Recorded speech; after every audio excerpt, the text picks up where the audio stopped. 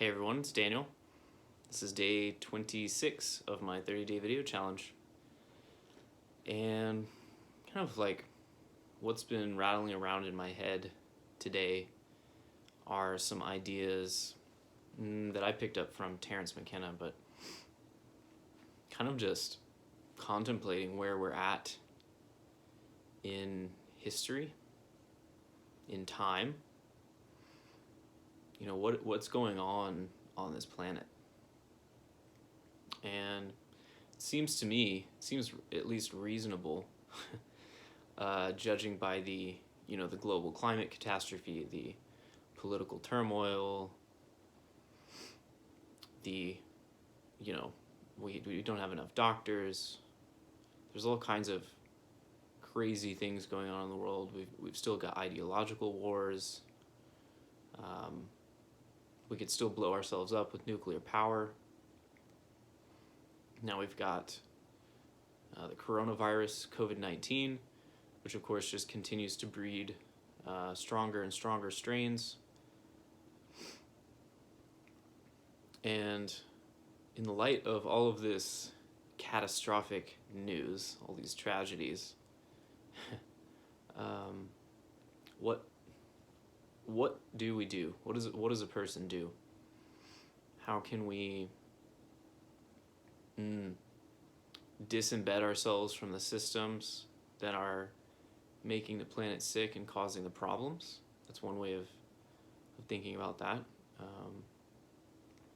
Another way is, how do we fix it? How do we build new systems, or how do we fix the system? But the paradigm that I've been playing with is actually just that. This is kind of a Hegelian idea. George Hegel was a German philosopher, and he had this idea of history as a kind of curved manifold whose intrinsic structure was essentially the essential structure of history is put into place at the beginning of history.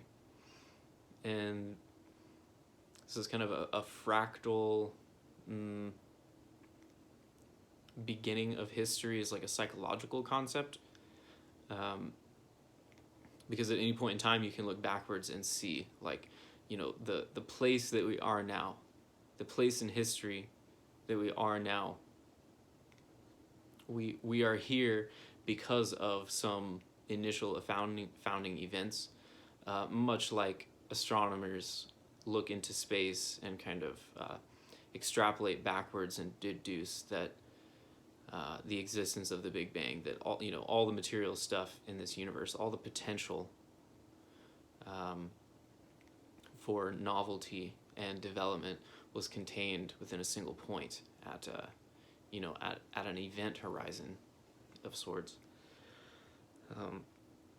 Hegel's view of history was much like this, in that there was a seed, or a trajectory of history that was in some sense predefined, or at least it had a specific vector to it. It has a specific directionality.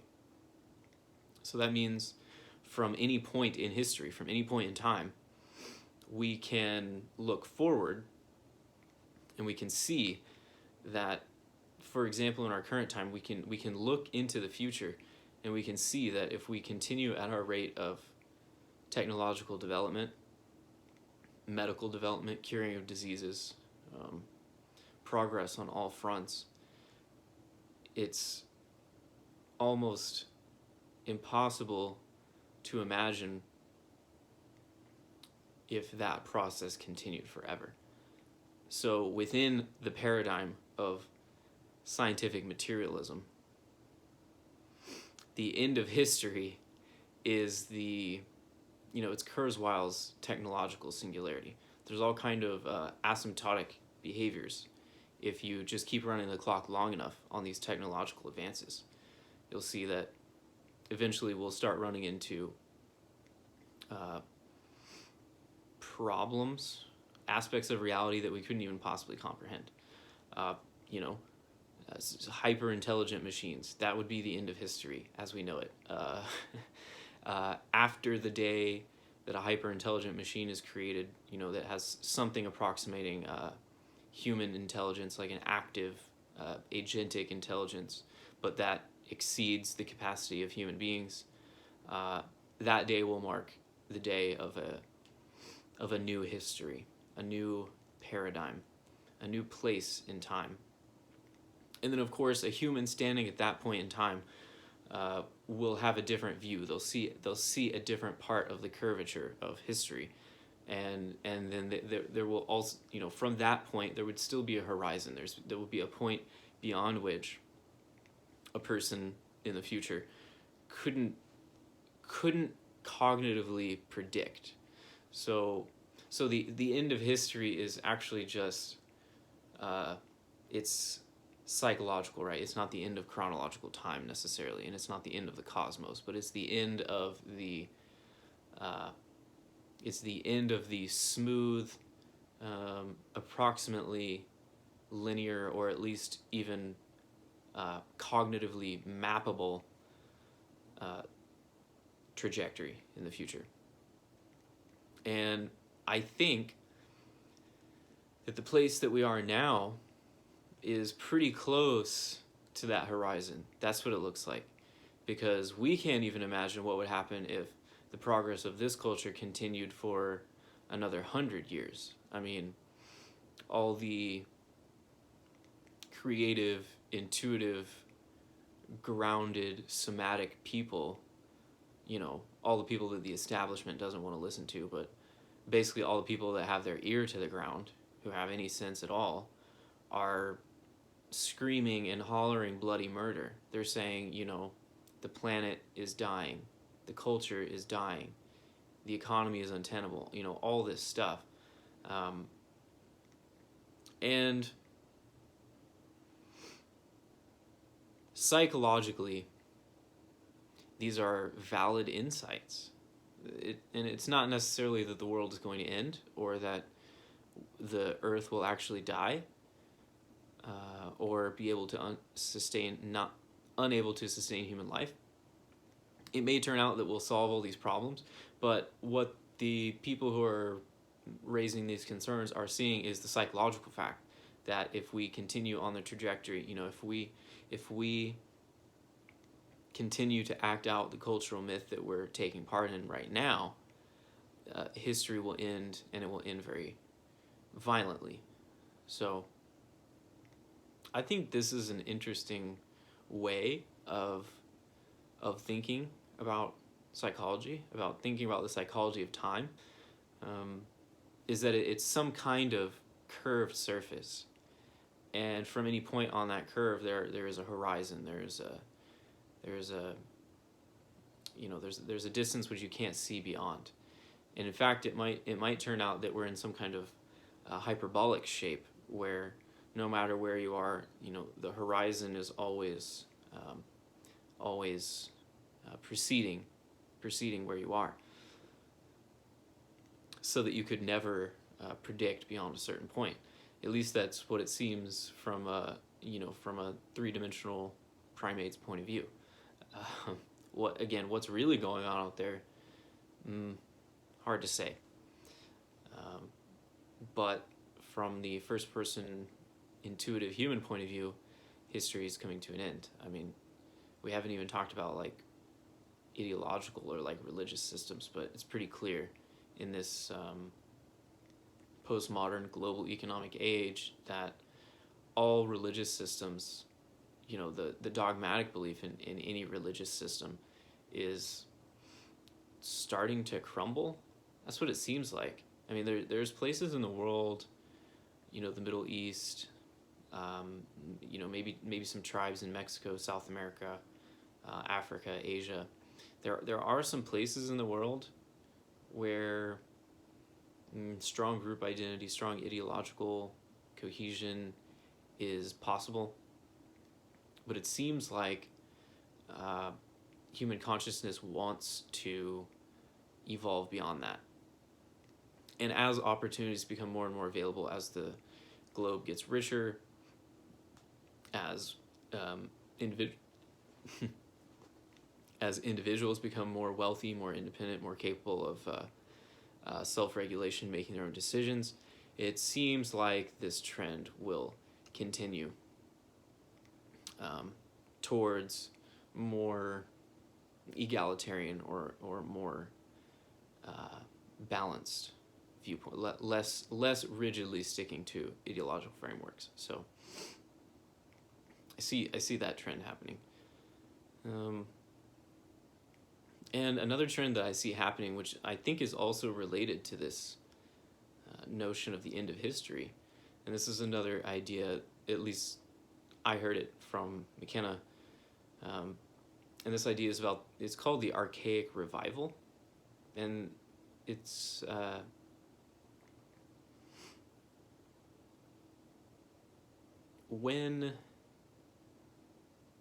so we'll use a metaphor. McKenna's metaphor is when a body, when a being senses that it is becoming sick, it begins to produce antibodies. It begins to produce strategies for overcoming the condition and reestablishing its own equilibrium. Okay, so I think anyone who's been sick before knows what we're talking about, right? Anyone who's taken a science class. Your body will produce a reaction to a foreign pathogen and try and cancel that out, try and re-establish its own authority, its own autonomy, right? If you look into the culture, you can sense that that it's not the culture itself. I think it's human consciousness, actually. I think it's the unconscious aspect of the human mind, the collective unconscious in Jungian terms, which has a strangely impersonal effect, much like the non-local action at a distance creepy quantum effects that we notice in high energy particle physics. There seems to be a kind of a non-local quantum-like phenomena in human psychology. That is, people react to things simultaneously or near simultaneously or in parallel, although they were not in communication with each other at the time. So it's more easy to understand. Maybe it's more easy to understand because humans appear to be able to think and draw conclusions individually, but it is sometimes scary to see two people have different experiences, draw the same conclusion, and end up on parallel paths for what seem to be random or arbitrary reasons. But this archaic revival, the culture, the human psyche, is producing strategies to cure itself because the heart of culture is dying. History is coming to an end, right? We're approaching the asymptote. And when you approach the asymptote, all sorts of fear and anxiety start to come up. I mean, in fact, religious institutions like churches use imagery of the apocalypse to the end of history, the end of time, the judgment day, right? The eschaton. These are all in the same psychological category. Religious institutions use imagery of the apocalypse, of the end of time, to scare people. And when people are scared, when people think some horrible, awful thing is coming, they can't think as clearly. I mean, this is psychological manipulation 101, right? If you get a person scared and anxious, you take them out of their environment, you take them out of their social network, you've got them. So this is, this is how cults work. This is how religious institutions control people. But the archaic revival, the human psyche is always reactive. So you can, well, it's like one of those squishy toys where, like, if you squish it, you can't actually squish it all the way, because it'll like, it'll bulge over here, and then if you push this down, it'll bulge out over here. It's like one of those. The human unconscious is a lot like that little toy, because as soon as you apply pressure on one end, it's going to, it's going to expel, it's going to redirect that pressure in another way. So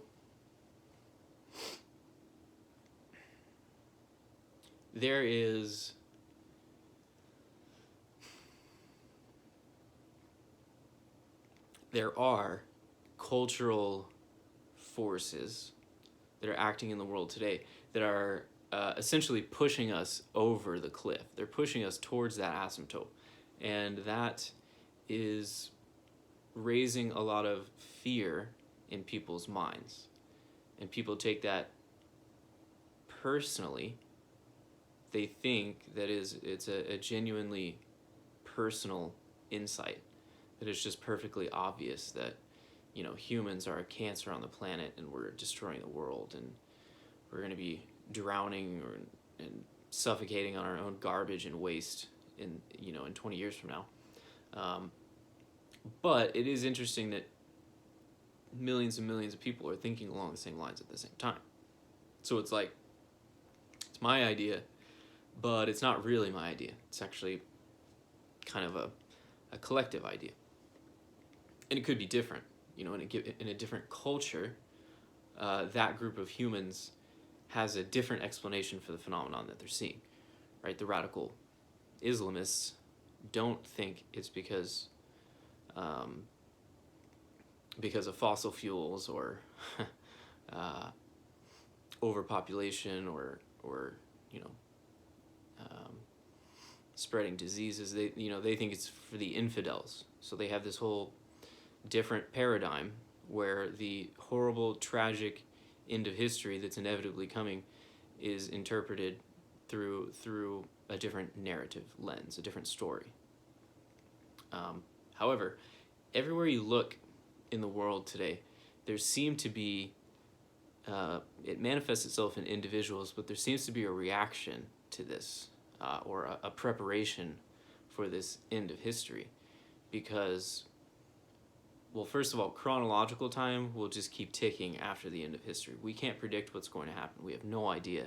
There will be a whole new order of civilization, a whole new order of being on this planet, but no one can really say what it's going to be. We just know that we don't know. And when you know that you don't know, you got to prepare for everything. And so that's what the human collective unconscious is doing now. This is why no one can agree. This is why there's radical individualism. This is why you see people taking drugs, getting tattoos, going off and joining a cult, living in the mountains, moving across the world, radically changing their lives, getting involved with politics, new forms of electronic currency. These are all strategies. These are all hypotheses. These are all attempts.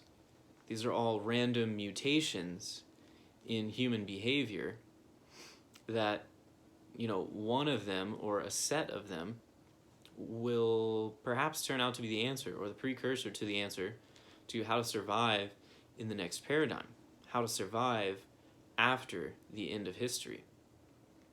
And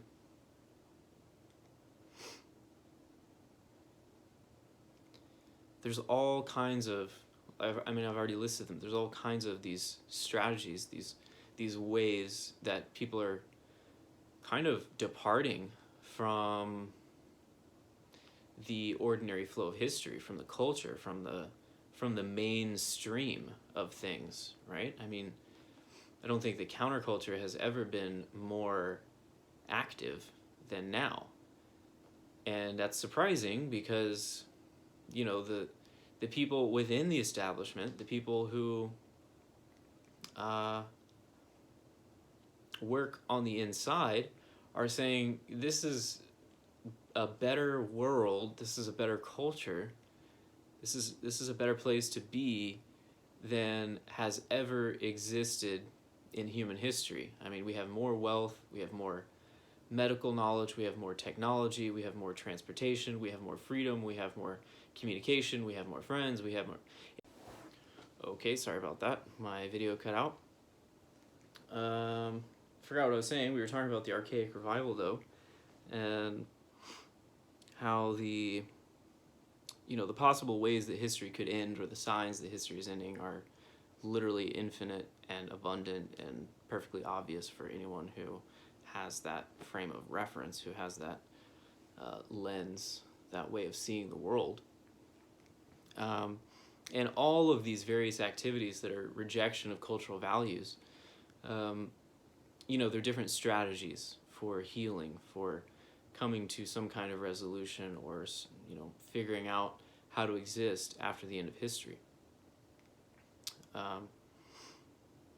This was pretty much the end of my video. And let's see, my concluding words. My concluding words are that, psychologically speaking, the end of history is always inevitable, and in fact it would be better, like in the Buddhist sense, when they say die before you die, learn to accept your death and everything else before you have to, and then the rest of your life is going to be peaches, right? If you can accept the worst possible ending, then you have a chance to live with some kind of peace and find some kind of meaning in the meantime. So that's basically my message for the quote, the end of history in this archaic revival, is that if you really accept that the way humans are living on the planet is going to, the paradigm, the cultural operating system, the mental software, the ideological framework that humans use to orient themselves in the cosmos and in the planet and in society and in the economy and in interpersonal relationships is undergoing some kind of radical phase transition, unlike anything we've ever seen before. Analogous to a caterpillar turning into a butterfly, right? I mean, it spins itself up into a cocoon, and then it is dissolved fundamentally. Its entire body is dissolved by enzymes. It kind of liquefies, recrystallizes into this thing that, it has wings where it didn't have wings before, and it has eyes where it has new eyes, it has new body structure, it has a whole new essence to it, fundamentally. This is what's happening in human culture. And if you can radically accept that, it takes a lot of the fear and anxiety away and opens you up to, with the time that we do have, coming up with creative solutions, kind of, sharpening our blade, if you will, and getting ready to face whatever's on the other side, and to find creative potential in that. Because, like we said, the chronological clock will keep ticking. So it's not the end. It's just the end that all of the fearful people are going to react to. Of course, we know how fearful people react these days. There's going to be a toilet paper shortage, apparently. So yeah, radically accepting what's going to be, what could no longer happen differently, is a huge liberation. And if it's giving you trouble to even think about this stuff, I love this quote by Nietzsche that you can judge the character of a person by by the amount of truth that they are capable of handling. That's really what we're looking for here. I mean, a deep understanding of the truth and a deep alignment with the truth is a character building exercise. So it's not just processing or absorbing new information. It's actually a deep change to our character if we fully accept this argument that I've laid out and that others have laid out. So I hope you liked the video, and I will see you guys tomorrow for day 27. Bye.